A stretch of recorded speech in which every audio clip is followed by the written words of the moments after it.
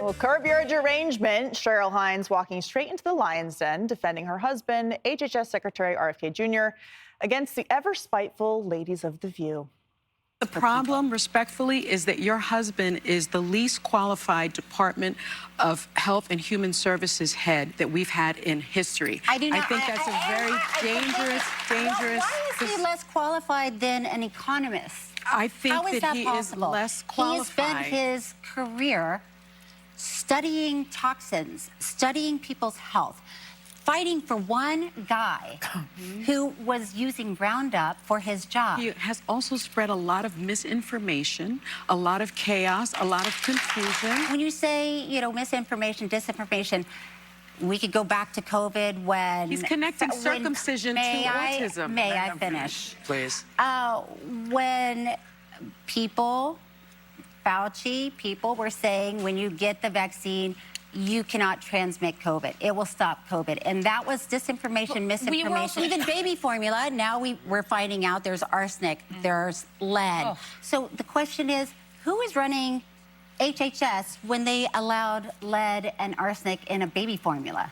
How is that person not dangerous? Well, two wrongs don't make a right. No! Well, I'm saying Bobby is the one getting this out. I know. Well, good for him. On that. Yeah. Thank you. And with treatment like that, The View seems stumped as to why Republicans don't want to come on their show.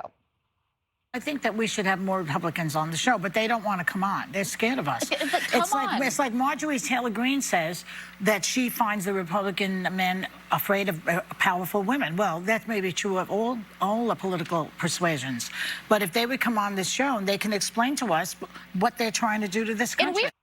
They never invite anybody. I was on The View. I was on The View 23 years ago when I was in my early 20s and Joy was in her 60s. But get this, it was a segment on lingerie.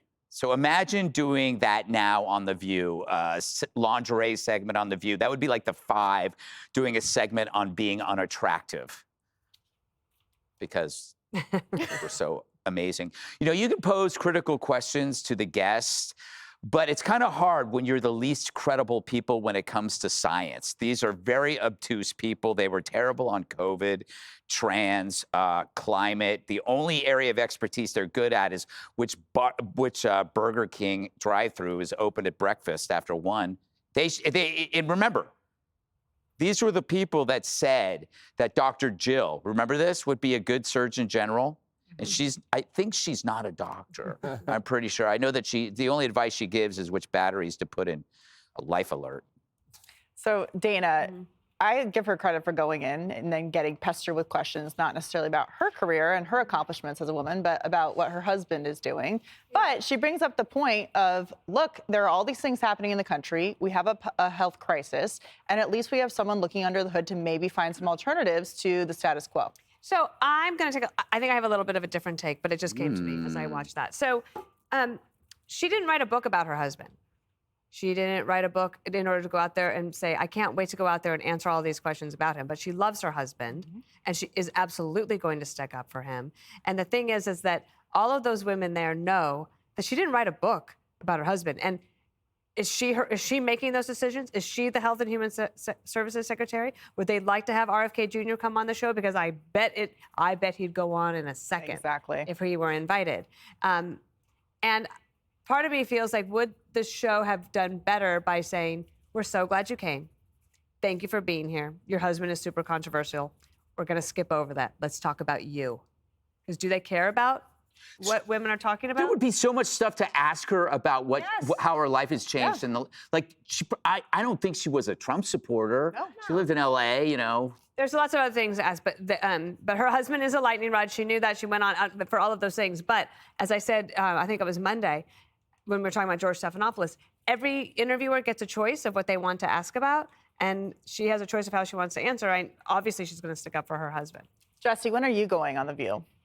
Well, I do Has know. Joy invited you, or are you afraid? No. If I do go, though, I'm going to kiss all the women before I sit down. Ah, good move. Because that's what Cheryl did. She goes in, she kisses every single one of them, and then sits. That's a great way to break the ice. So that's what I'll be doing. Not with tongue. Don't even get it twisted. Imagine if Emma writes a book about Emma. And she goes on The View to sell it because we need the money. And they just start attacking her over things I've said. That's not fair. Right. That's not fair. Right. It's really not fair. Even I can't defend some of the things I've said. This show's different because we let Harold talk. You know, it's not. Thank you.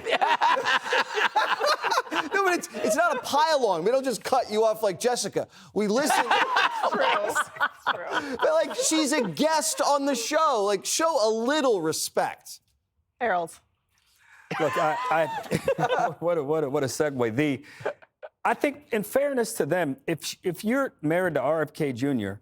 and you go on a show, you're probably going to get questions about it. I thought, you know, I didn't see the whole thing, and I would want my spouse to defend me, and I thought she did a really rigorous job, as Dana said, in defending her husband. I think some of the things that RFK Jr. is doing around food and some of the awareness he's giving us, or raising awareness about the harm that pesticides causes, including increases in Parkinson's occurrences and incidences in our country. These are things I think a lot of us were hoping he would continue to draw attention to. What I find difficulty in some of the things that he's recommended around the health stuff, and if they wanted to ask her those questions, I'd have been more pointed about it. And finally, I think the urgency of the issue for me, with what I disagree wholeheartedly with right now with the HHS secretary, are just some of the firings at CDC and some of the way they're going about taking some of the federal funding from these university hospitals that are doing great research. But she probably knew she was going to get those questions, and I thought she handled it pretty well. Yeah, I don't think they asked her a ton of questions, though. They mostly attacked her and asked her it's to question respond. attack. Depends on what, you know. I hear you. As someone that's had to answer questions that I thought were attack like, and we've had this conversation with J.D. Vance and Katie Porter, this is what happens when you're in public life. You're going to get questions you don't like. And if you don't want the questions, don't accept the interview.